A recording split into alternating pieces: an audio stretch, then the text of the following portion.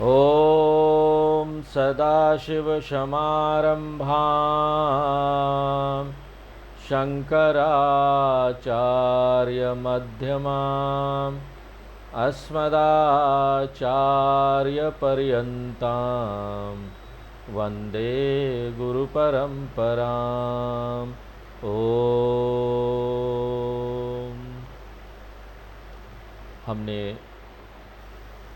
अभी दूसरे अध्याय का पहला खंड पूरा किया, जिसमें ब्रह्म को मुख्य रूप से जगत कारणम के रूप में प्रकट किया गया था और इसके परिणाम स्वरूप उपनिषद ने हमको यह तथ्य भी बताया कि चूंकि ब्रह्मांड एक कार्य है, इसलिए यह ब्रह्म से अलग नहीं हो सकता।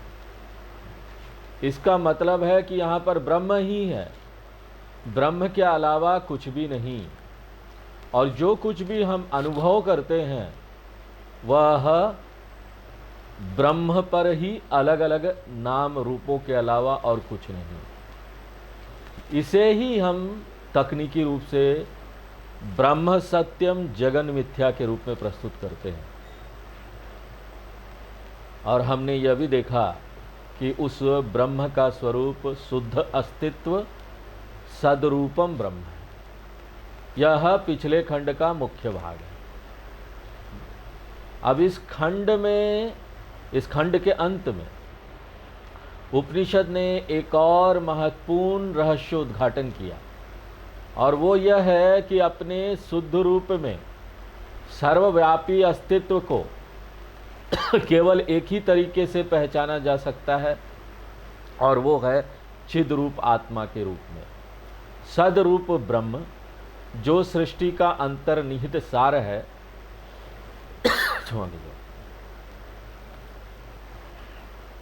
उनको हम चिद्रूप आत्मा के रूप में ही पहचान सकते हैं। और वेदांतिक शब्दावली में सदरूप ब्रह्म को तद कहा जाता है और चिद्रूप आत्मा त्वम है।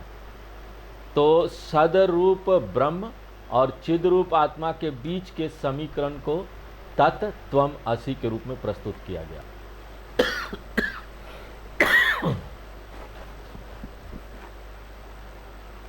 तो तत् का अर्थ है सृष्टि का सार, अस्तित्व। त्वम का अर्थ है स्वयं का सार व चेतना। तो अस्तित्व जो सृष्टि का सार है, चेतना जो स्वयं का सार है, दोनों एक है। इसलिए बोलेंगे तत्त्वमसि। स्थूल जगत का सार अस्तित्व है, सूक्ष्म जगत का सार चेतना है, दोनों सार एक ही है। और एक बार मुझे पता चल जाए कि मैं शुद्ध चेतना हूं, मैं बड़े साहस पूर्वक यह दावा कर सकता हूं कि मैं शुद्ध चेतना ही सर्वत्र अस्तित्व के रूप में हूं। मैं ही संपूर्ण सृष्टि को अस्तित्व प्रदान करता हूं। मेरे आशीर्वाद से सृष्टि का जन्म हुआ है, मेरे आशीर्वाद से सृष्टि अस्तित्व में है, और मेरे आशीर्वाद से सृष्टि का लय होता है। तो मैं दुनिया को चित्त उधार देता हूं। और जैसा कि मैंने पिछली कक्षा में भी कहा था कि शुरू में इस विचार को हमने सृष्टि बनाई है, कौन मानेगा भाई?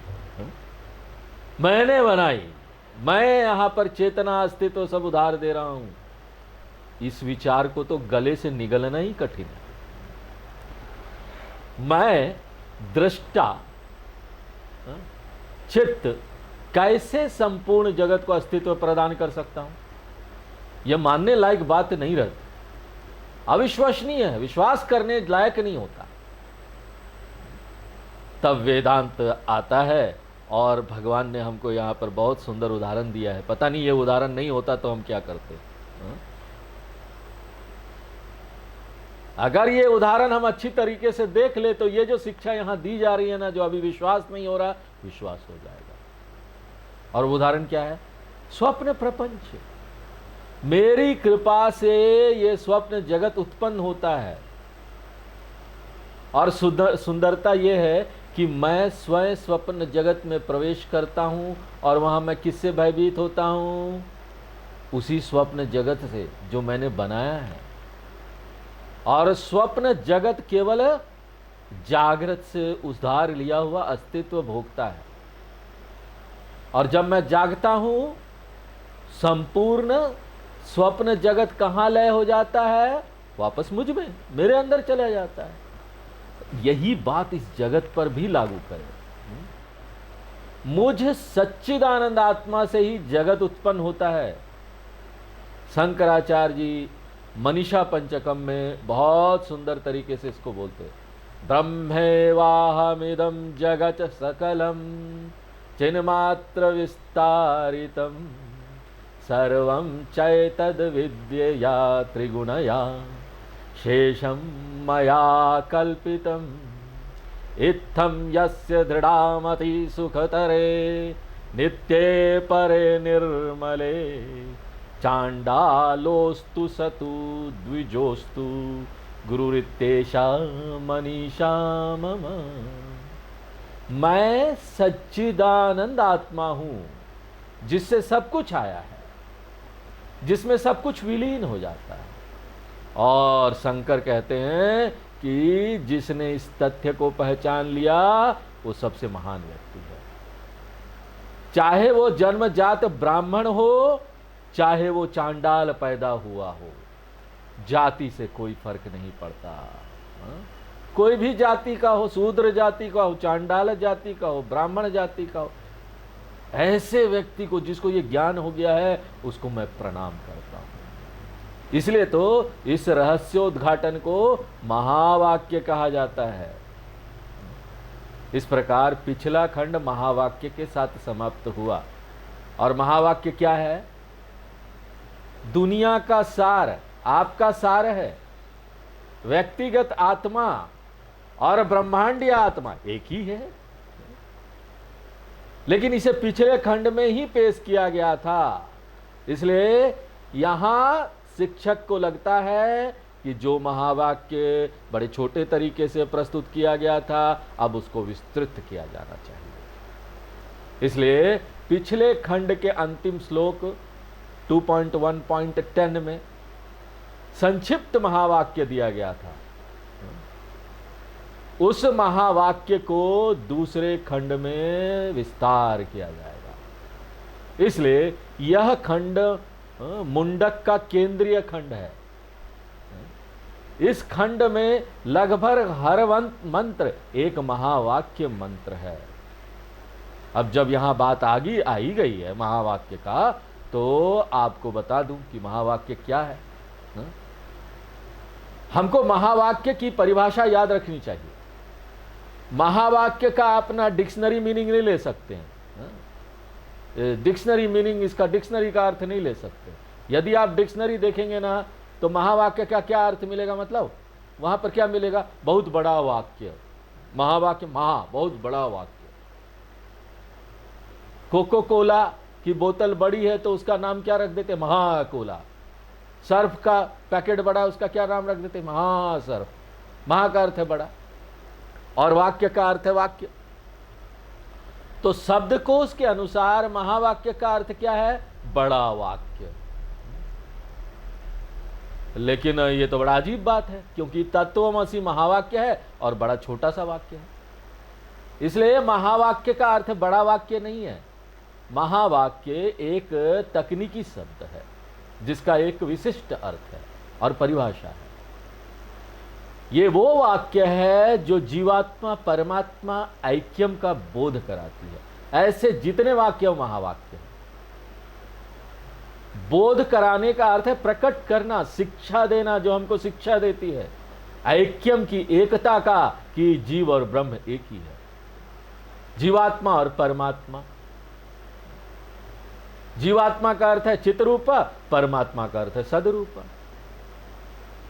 चिद्रूप जीवात्मा, सदरूप परमात्मा, ऐक्यम वर्तते। तस ऐक्य बोधक यद्वाक्यम तदेव महावाक्यम इति उच्यते। और हमें उपनिषद में कई महावाक्य मिले, एक नहीं। और जनरली हम लोग एक वेद से एक महावाक्य सैंपल के तौर पर लेते हैं, वो बहुत प्रसिद्ध भी है। ऋग्वेद ऐतरेयी उपनिषद से एक सैंपल महावाक्य लिया गया है और वह है प्रज्ञानम ब्रह्म, जो ऋग्वेद का महावाक्य है। केवल यही एक महावाक्य नहीं, ऋग्वेद में बहुत सारे वह महावाक्य है। ऋग्वेद से सिर्फ एक ये सैंपल महावाक्य लिया गया। यजुर्वेद के बृहदारण्यक उपनिषद से एक सैंपल महावाक्य लिया गया और वो है अहम ब्रह्म अस्मि। यजुर्वेद में और भी कई महावाक्य है, ये एक सैंपल है। फिर सामवेद छांदोग्य उपनिषद से एक सैंपल महावाक्य लिया गया जो बहुत लोकप्रिय है, वो है तत्वमसि। और फिर अथर्ववेद मांडुक्य उपनिषद से एक सैंपल महावाक्य लिया गया और वो क्या है, अयम आत्मा ब्रह्म। तो इस प्रकार प्रज्ञानम ब्रह्म, अहम ब्रह्मास्मि, तत्वमसि, अयम आत्मा ब्रह्म, ये 4 सैंपल महावाक्य है। लेकिन वेदों में ना 4000 या उससे भी अधिक ज्यादा महावाक्य है। इस खंड में हमारे पास कई ऐसे महावाक्य श्लोक है, मंत्र है, और संयोग से सामवेद के महावाक्य तत्वमसि में एक गलत धारणा बन जाने की संभावना है।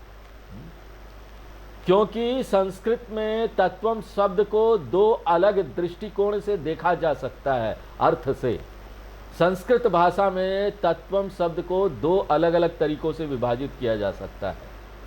एक तरीके के विभाजन में तत्वम में 2 अलग अलग शब्द होते हैं।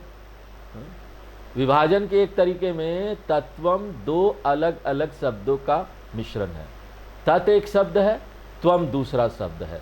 तो तत् का अर्थ है वह ब्रह्म, त्वम का अर्थ है आप जीव, तत्वमसि का अर्थ है कि ब्रह्म आप है। यह तत्वम को विभाजित करने का एक तरीका है। फिर तत्व को विभाजित करने का एक और तरीका है। उसमें तत्वम शब्द के 2 भाग है। इसमें पहला भाग है तत्व, जो पिछले वाले की तरह एक शब्द है, लेकिन त्वम विभाजन के दूसरे तरीके में त्वम एक शब्द नहीं है, लेकिन वह एक प्रत्यय है। प्रत्यय का अर्थ है संज्ञा में कुछ जोड़ा जाना, जिससे एक भाववाचक संज्ञा बनेगी। संस्कृत के विद्यार्थी समझ ले, बाकी कोई बात नहीं, सिंपली समझ सकते हैं इसको कि ये 2 अलग अलग अर्थ देती है। जैसे हम बोलते हैं ना मनुष्यत्वम, मैननेस, नेस अंग्रेजी में नेस आएगा। मनुष्यत्वम, मनुष्य का अर्थ है मानव या आदमी, और त्वम जो अंत में लगा है वह एक प्रत्यय है। अंग्रेजी में इसको नेस करके बोलते हैं। मनुष्यत्वम का अर्थ है पुरुषत्व, पुरुषत्वम का अर्थ है पुरुषत्व। मार्गत्वम, वृक्षत्वम, पशुत्वम, कीटत्वम, ये सब त्वम त्वम आएगा उसमें। शंकराचार्य जी शिवानंद लहरी में बोलते हैं पशुत्वम कीटत्वम भवतु विगहत्वादि जननम। पशुत्वम इसका अर्थ है पशुता। कीटत्वम का क्या मतलब है, कीटपन। यह एक प्रत्यय है, प्रीफिक्स सफिक्स होता है ना। इसी तरह तत् का मतलब वास्तविक है और त्वम प्रत्यय के रूप में है, इसलिए त्वम का अर्थ है वास्तविकता। तत्वम का अर्थ है वास्तविकता। इसलिए जब आप तत्वमसि कहते हैं तो व्याख्या पहली लेनी होगी या दूसरी लेनी होगी, व्याख्या पहले वाला लेना चाहिए। इसलिए जब मैं तत्वमसि कहता हूं तो तत् और त्वम 2 अलग अलग शब्द हैं। लेकिन जब आप तत्वबोध बोलते हैं, तत्वबोध ग्रंथ है ना, हम लोगों ने पढ़ा है, यहां पहला या दूसरा, पहला नहीं दूसरा, तत्वबोध। यहां तत्व का मतलब क्या है, वास्तविकता, तत्व, रियलिटी, उसका बोध होना। इसलिए आपको पता होना चाहिए कि कहां तत्वम एक शब्द है और कहां एक प्रत्यय है, और कहां तत्वम 2 शब्दों का मिश्रण है। एक शब्द और प्रत्यय का योग भी तत्वम है। दो शब्दों का योग भी तत्वम है। तत्वमसि महावाक्य दो शब्दों और असी का योग है। अब यह दूसरा खंड इस महावाक्य या जीवात्मा परमात्मा ऐक्यम पर ध्यान केंद्रित करने जा रहा है, इसलिए यह मुंडक उपनिषद की शिक्षा का केंद्रीय भाग है। इस पृष्ठभूमि के साथ हम पाठ में प्रवेश करेंगे। तो दूसरा मुंडक का दूसरा खंड का पहला मंत्र हम पढ़ेंगे। आविसन्निहितम्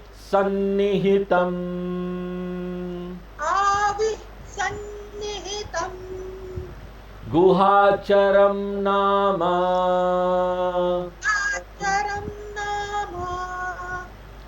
महत्पदम् अत्रैतत्समर्पितम्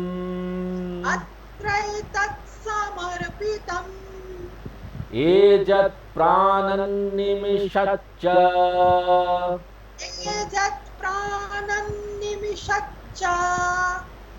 यदेतज्जानथ सदसद्वरेण्यम्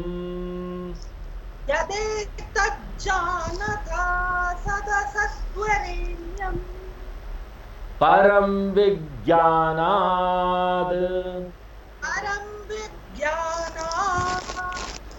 यद्वरिष्ठं प्रजानाम्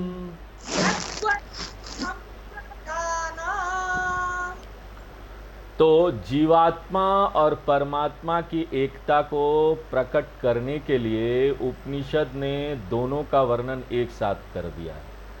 तो यह एक श्लोक है जिसमें कुछ शब्द जीवात्मा का वर्णन है, और जब जीवात्मा का वर्णन किया जाता है तो उपनिषद परमात्मा का भी वर्णन करता है। इसलिए जीवात्मा का वर्णन करते समय उपनिषद परमात्मा का भी वर्णन करता है।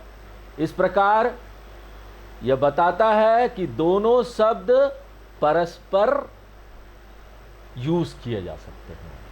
हिंदी में ज़्यादा बोलेंगे तो विनिमय योग्य है, एक दूसरे के लिए यूज कर सकते हैं। जीवात्मा का वर्णन और परमात्मा का वर्णन परस्पर चेंज करने जैसा, एक दूसरे के लिए यूज कर सकते हैं। क्यों? क्योंकि वे दोनों एक ही है। इसलिए इस मंत्र में तदपद और त्वम पद दोनों का वर्णन है। सबसे पहले हम पहली पंक्ति में दिए गए जीवात्मा के विवरण को देखेंगे। जीवात्मा का स्वरूप क्या है? वह मैं हूं, आविही। आविही का शाब्दिक अर्थ है प्रकाश, प्रकाश ज्योति। स्वयं सिद्ध चेतना जीवात्मा है, इसका शाब्दिक अनुवाद प्रकाश है, ज्योति।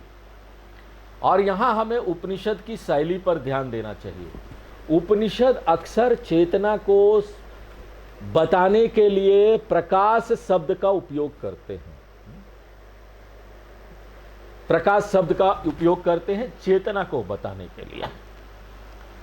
प्रकाश, ज्योति ही, चैतन्य, ज्योति ही, जैसे सब, आत्म ज्योति, ऐसे। और जब उपनिषद प्रकाश शब्द का उपयोग करते हैं तो इसका उपयोग विशुद्ध रूप से तकनीकी अर्थ में किया जाता है। हमें इस शब्द से ना गुमराह नहीं होना चाहिए, क्योंकि ये जो प्रकाश शब्द है, इस अभिव्यक्ति ने हजारों लोगों को ना गुमराह किया है, भ्रमित किया है। क्यों?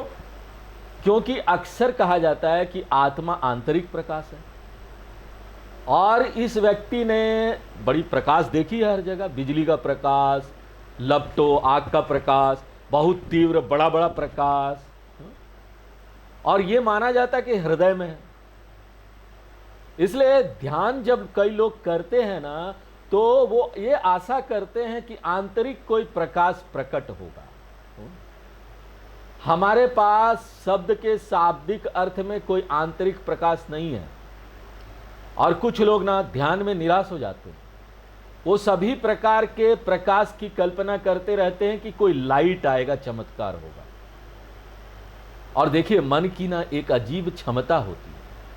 जब आप किसी चीज की बार बार कल्पना करते हैं ना कि ये होगा होगा, तो ना मन एक निश्चित जीवन को प्रोजेक्ट करना शुरू कर देता है, प्रक्षेपित करना शुरू कर देता है। और इस प्रकार कई लोग ध्यान में प्रकाश देखना शुरू भी कर देते हैं। कई लोग बोलते हैं मैंने ध्यान में लंबा प्रकाश देखा, छोटा प्रकाश देखा, पीला प्रकाश देखा, लाल प्रकाश देखा, प्रकट होने वाला प्रकाश, स्थायी प्रकाश, सभी प्रकार का प्रकाश। और वो लोग पूछते हैं स्वामी जी मुझे ध्यान में प्रकाश दिखाई देता है, आप ना इन प्रकाशों को कृपया बंद कर दे।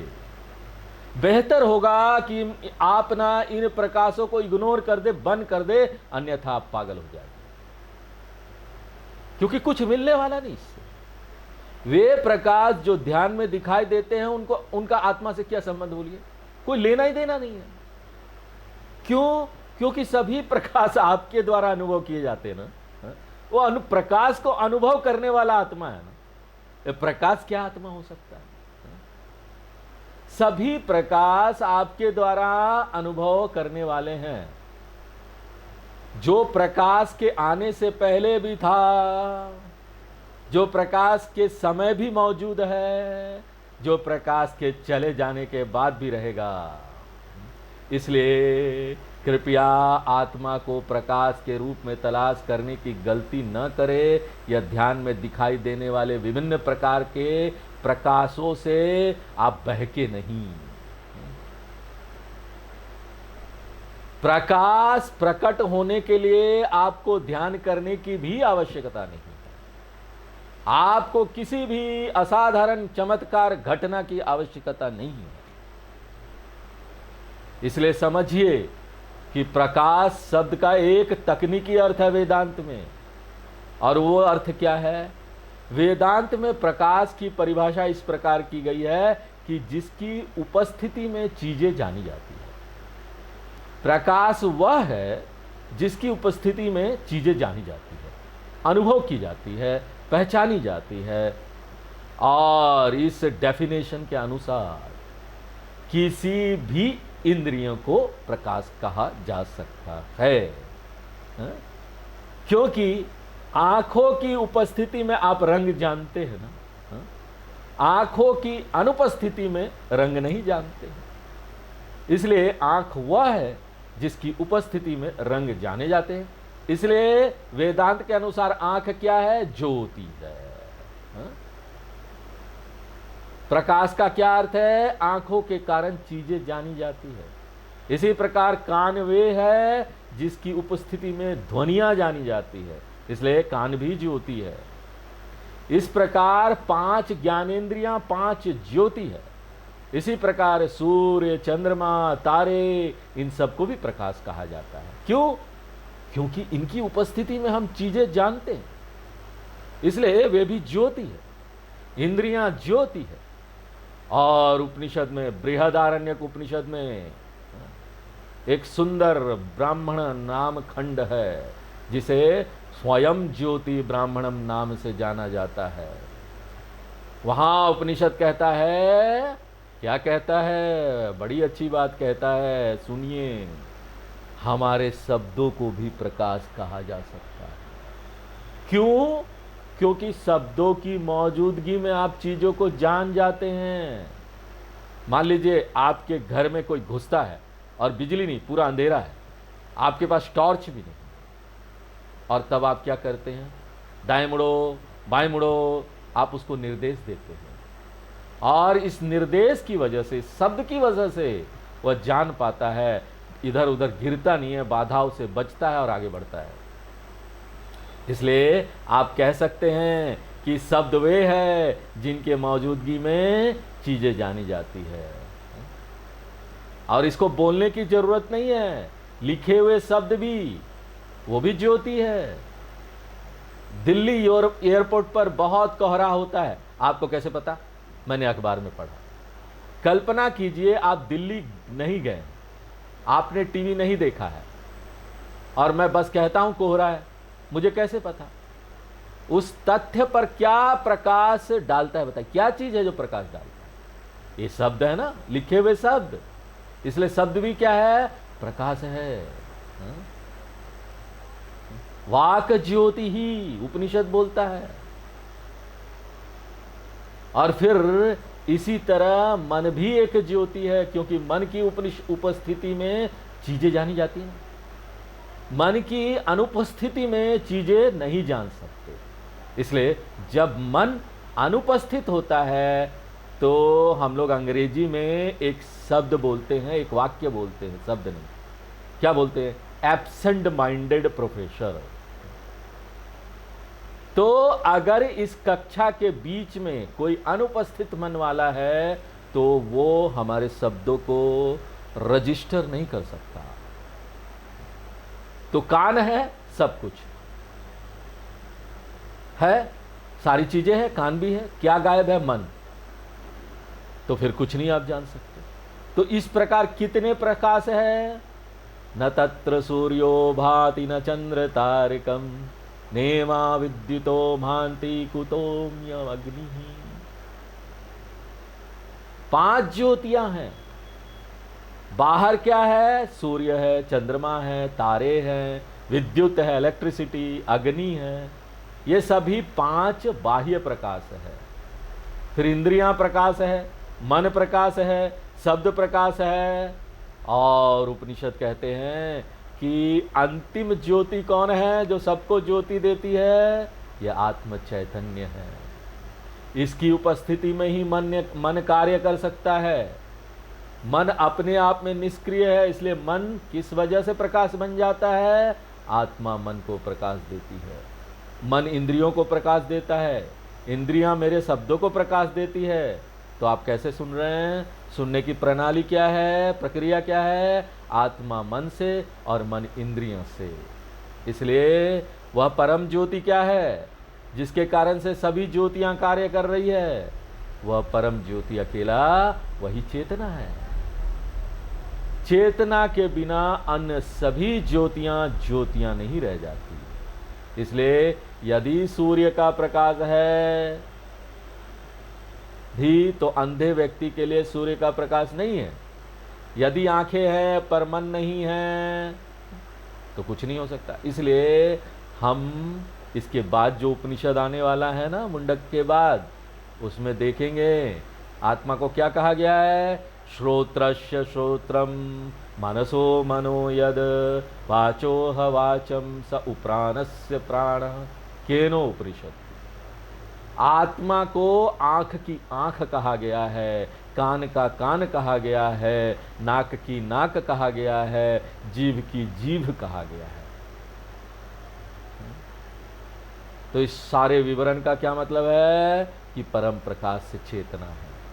और इसलिए चेतना को क्या नाम दिया जा रहा है यहां? आविही, स्वयं प्रकाश चैतन्यम, स्वयं प्रकाशवान चेतना। तो अच्छा, ये कहां पर है स्वामी जी? तो बोलते हैं सन्निहितम।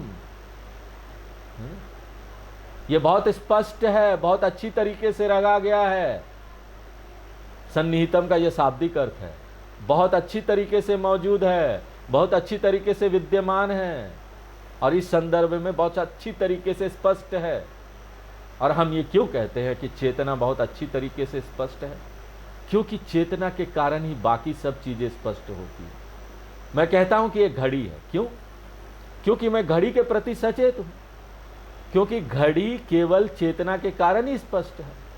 इसी प्रकार शब्द ज्ञानम के कारण शब्द स्पष्ट है, स्पर्श ज्ञानम के कारण स्पर्श प्रत्यक्ष है, तत् ज्ञानम के कारण सब कुछ प्रत्यक्ष है।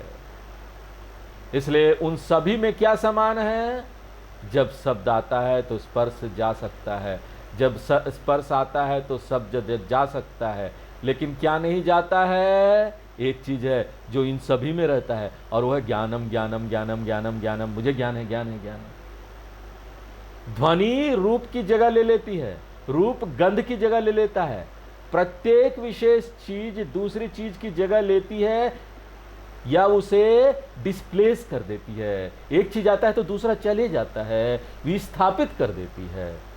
लेकिन एक चीज है जो कभी डिस्प्लेस नहीं होता, कभी जाता नहीं, विस्थापित नहीं होता, और वो क्या है? जो विस्थापित नहीं होता है, मैं अवेयर हूं। मैं जागरूक हूं, मैं जागरूक हूं। यह महिला स्पष्ट है, मैं इस बात से अवगत हूं कि यह महिला चली गई, मेरी चेतना का क्या हुआ? क्या चेतना भी उस महिला के साथ चली गई क्या? हा? मैं इस आंख के प्रति सचेत नहीं रहूंगा। और मान लीजिए मैं किताब में देखता हूं, ना तो महिला और ना ही सज्जन, किताब, लेकिन यह किताब किस चेतना के कारण वहां है? इसलिए चेतना को कभी भी किसी चीज से विस्थापित नहीं किया जा सकता। किताब है, महिला सज्जन रहे न रहे, इसलिए चेतना हमेशा है, प्रत्येक विशेष अनुभव में स्पष्ट है। चेतना प्रत्येक विशेष अनुभव में किस रूप में बहुत स्पष्ट है? शब्द ज्ञान के रूप में, स्पर्श ज्ञान के रूप में, रूप ज्ञान के रूप में, रस ज्ञान के रूप में, गंध ज्ञान के रूप में, हर समय ज्ञान ज्ञान ज्ञान ज्ञान, I am aware, I am aware. ये जनरल है ना, सब में जागरूकता सामान्य है ना। मान लीजिए आप सभी इंद्रियों को बंद कर लेते हैं, ना बाह्य जगत ना आंतरिक जगत, पूर्ण शून्यता हो जाता है। चेतना का क्या होता है? मौन का ज्ञान हमको वहां होता है ना, मौन है, सब कुछ मौन, मौन का ज्ञान। इसलिए यह जो ज्ञान है, मौन है, यह जागरूकता है। तो मौन में भी जागरूकता है, इसलिए इसे भाव, भाव साक्षी कहते हैं। भाव भाव भाव साक्षी, यह उपस्थित चीजों का साक्षी है, साथ ही चीज की अनुपस्थिति का भी है। जो चीजों की उपस्थिति और अनुपस्थिति का साक्षी है, वो कभी जाएगा नहीं, कभी अनुपस्थित नहीं होगा। जो चीजों की उपस्थिति और अनुपस्थिति का साक्षी है, वो कभी अनुपस्थित नहीं होगा। यह हमेशा स्पष्ट है, इसलिए इस चेतना को पहचानो। तो बताइए, आपको इस चेतना को पहचानने के लिए कितना समय का इंतजार करना पड़ेगा? 1 घंटा, 2 घंटा, 2 साल, 3 साल, कितना? प्रतिबोध विदितम मतम, केनो उपनिषद कहता है। केनो उपनिषद का एक शानदार वाक्य, ब्रह्म का ज्ञान किसी विशेष अनुभव के माध्यम से नहीं है। ब्रह्म ज्ञान किसी विशेष अनुभव के माध्यम से नहीं है। ब्रह्म ज्ञान प्रत्येक विशेष अनुभव में जागरूकता को समझना है। जैसे इस कमरे में प्रकाश का ज्ञान, घड़ी के ज्ञान के लिए मन को निर्देशित करने की आवश्यकता होती है ना, हमको वहां देखना पड़ेगा, मन को निर्देशित करना पड़ेगा। इसलिए किसी विशेष चीज को जानने के लिए मन को वहां डायरेक्ट करना पड़ता है। लेकिन प्रकाश को समझने के लिए बताइए कहां डायरेक्ट करना पड़ेगा मन को? किस दिशा में देखना पड़ेगा कि हम चेतन को समझ जाएंगे? प्रत्येक धारणा में प्रकाश को समझा जाता है। घड़ी की धारणा में भी प्रकाश की धारणा होती है। अगर घड़ी में प्रकाश नहीं है, आप घड़ी को नहीं देख सकते। जैसे प्रकाश की धारणा हर वस्तु के भीतर और उसके माध्यम से होती है, चेतना की धारणा हर अनुभव में है, उसके माध्यम से होती है। और कुछ नहीं समझना इसमें। जागृत, स्वप्न, सुषुप्ति अवस्था में चेतना स्पष्ट है, वही तो है इन तीनों में। अब आपको ना तूर्य अवस्था में जाने की आवश्यकता नहीं है।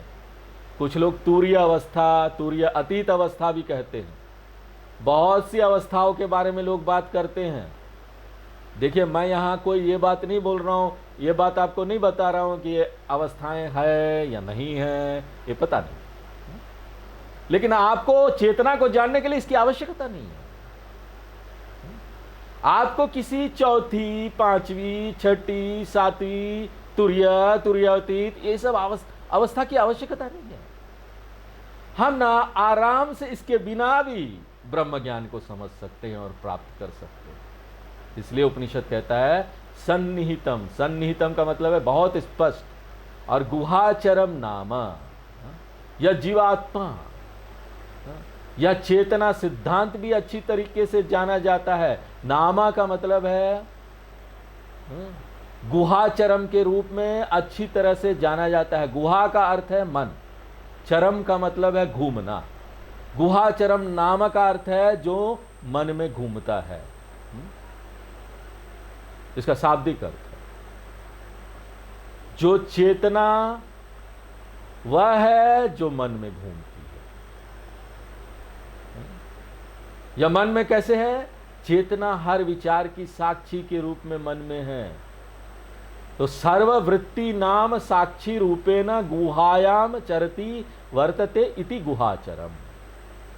सभी विचारों के प्रकाशक के रूप में। आप कैसे जानते हैं कि विचार का प्रकाशक वहां है? मान लीजिए किसी ने पूछा कि कमरे में रोशनी होने का क्या सबूत है? इस कमरे में ट्यूबलाइट है, आपको इसकी प्रमाण की आवश्यकता नहीं। यह तथ्य कि मैं प्रत्येक पंक्ति को पढ़ने में सक्षम हूं, इस पुस्तक के प्रकाश के लिए प्रमाण है ना। मैं पढ़ पा रहा हूं, इसलिए प्रकाश है। क्योंकि मैं जानता हूं कि पुस्तक के पास अपना स्वयं का प्रकाश नहीं है। या कोई चमकदार किताब या रेडियम वगैरह नहीं। रेडियम होता है घड़ी में जो अपने आप चमकता है, इस तरह का किताब नहीं है। रेडियम वाला शब्द नहीं लिखा हुआ। इसलिए यह तथ्य कि हर विचार जाना जाता है एक साक्षी सिद्धांत, एक चेतना सिद्धांत को इंगित करता है, संकेत करता है, जिसके कारण इसे जाना जाता है। इसलिए इसे क्या कहा जाता है? गुहाचरम। वह जो मन में हर विचार के साक्षी के रूप में मौजूद है। न केवल हर विचार, बल्कि विचार की अनुपस्थिति के भी सभी साक्षी के रूप में है। तो यहां भी मुझे एक अलग बात कहनी है, क्योंकि ये सभी महत्वपूर्ण है। सभी चीजों को आपको जानना चाहिए, और ना साथ साथ आपको भटकाने वाली भी है। अगर ठीक से नहीं जानेंगे तो भ्रमित होंगे, करेक्टली नहीं क्लियर होगा तो भ्रमित होंगे। ये सभी मंत्र बहुत महत्वपूर्ण है, और ये सभी मंत्र ना सामान्य रूप से भ्रामक भी है, बहुत भ्रम फैलाते हैं। क्योंकि जब मैं कहता हूं कि आत्मा मन में हर विचार के साक्षी के रूप में है, ध्यान करें, ध्यान करना। आप ध्यान करके साक्षी के सीधे आमने सामने होना चाहते हैं, हम देख लें। इसलिए आप क्या करते? विचारों को खत्म कर दो, साइलेंट कर दो।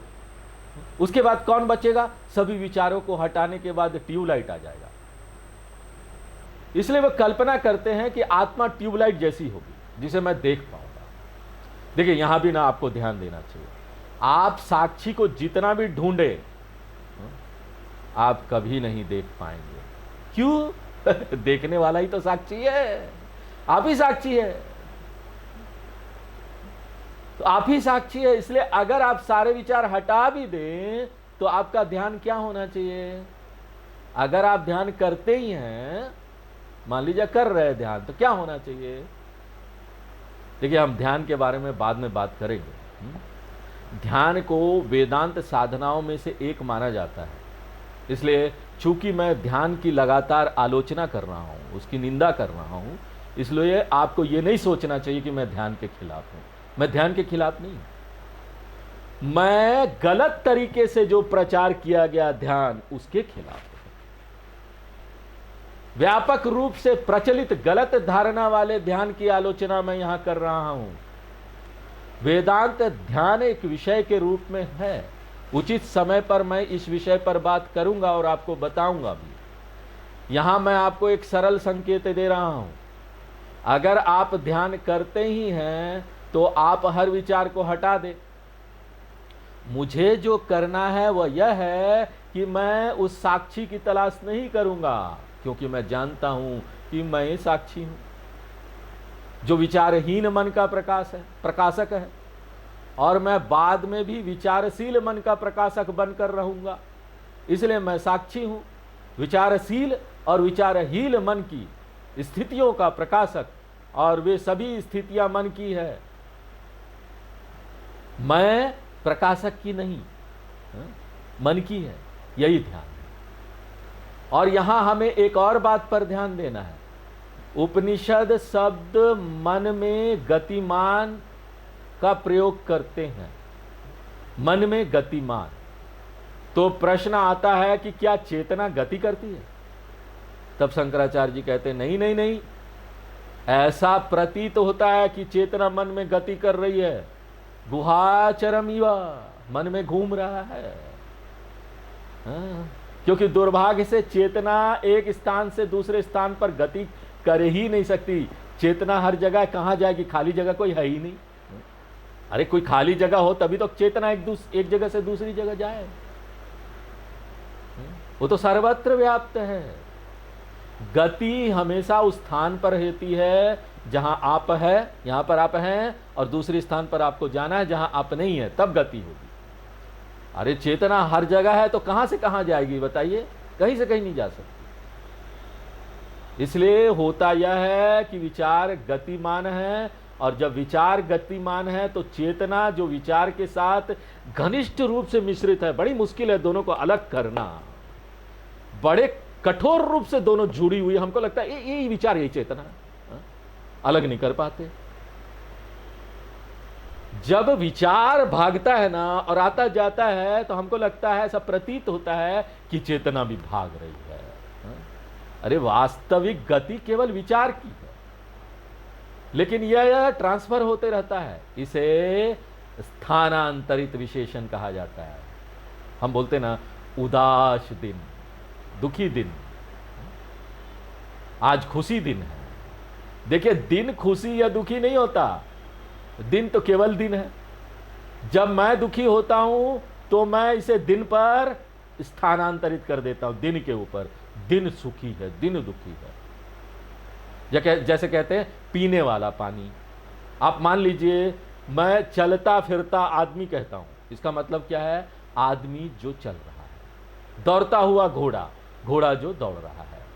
पीने वाला पानी, अरे पानी पी नहीं सकता, हम पानी को पीते हैं, हम पी रहे हैं। पीने वाला कोई पानी नहीं होता जैसे दौड़ने वाला घोड़ा, पीने वाला पानी। हम इसे पानी में स्थानांतरित कर देते हैं। भाषा है, भाषा है, लेकिन बड़ा कठोर, बड़ा महत्वपूर्ण है। ध्यान दीजिए छोटी छोटी चीजों पर। पीने वाला पानी, बहता नाक, नाक नहीं बह सकती, नाक कभी बहता है क्या?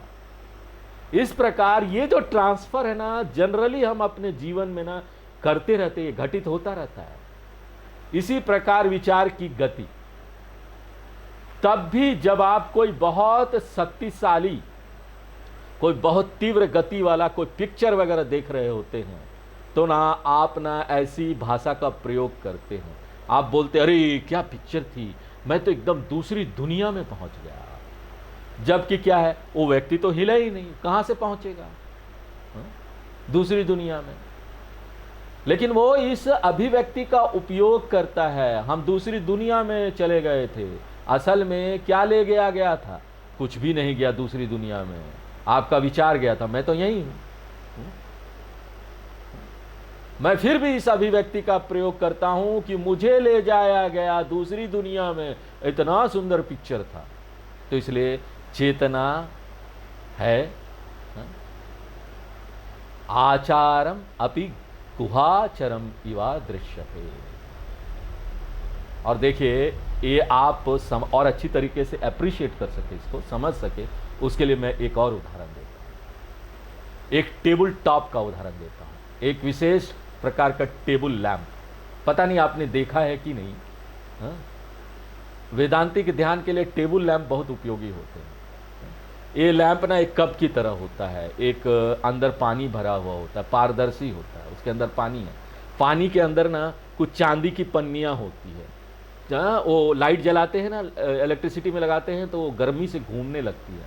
चांदी की पन्नी का कागज डाला हुआ उस पर तैरता रहेगा, और जब आप जैसे रोशनी चालू करते क्या होता है? प्रकाश पानी को रोशन करता है, पानी उज्जवल हो जाता है, और हर जगह एक सामान्य विसरित प्रकाश होता है। लेकिन जहाँ भी चांदी की पन्नी होती है वहाँ आप प्रकाश देखते हैं, इसलिए ऐसा लगता है जैसे ना प्रकाश कई टुकड़ों में बंटकर वो चांदी की पन्नी पर वो तैर रहा है। और कुछ समय बाद पानी गर्म भी हो जाता है, क्योंकि बल्ब केवल प्रकाश ही उत्पन्न नहीं करता, जब बल्ब जलता है ना तो गर्मी भी होती है। फिर क्या होता है, पानी ऊपर जाने लगता है, पानी जाता है, और जैसे ही पानी जाता है चांदी की पन्नी भी हिलने लगती है, और जब चांदी की पन्नी अंदर हिलती है ना तो ऐसा लगता है जैसे कि प्रकाश भी हिल रहा है। वास्तव में जो हिल रहा है वो क्या है, चांदी की पन्नी है, लेकिन चूंकि प्रतिबिंब वहां है और चांदी की पन्नी हिलती है, तो जो टुकड़ों में बटा हुआ प्रकाश दिख रहा है ना वो भी हिलता है, इसलिए ऐसा लगता है कि क्या प्रकाश हिल रहा है, ऐसा प्रतीत होता है। इसी तरह हर विचार चांदी की पन्नी की तरह है, और विचार में प्रतिबिंबित चेतना, चाहे वो घट ज्ञान हो, पट ज्ञान हो, आदि बन जाती है। इसलिए चूंकि विचार भी चल रहा है, चेतना भी ना लगता चल रही है, चलता हुआ प्रतीत होता है। और मान लीजिए कि एक व्यक्ति विचार करने में असमर्थ है, वो कॉमा में चले जाता है, मान लीजिए कॉमा में चले गया और बेहोश हो गया, इसलिए उसमें जो अनुपस्थिति है वह चेतना नहीं, उसमें जो अनुपस्थिति है वह विचार है, विचार चला गया। फिर हम गलती क्या करते हैं, विचारों की अनुपस्थिति को चेतना की अनुपस्थिति समझ लेते हैं।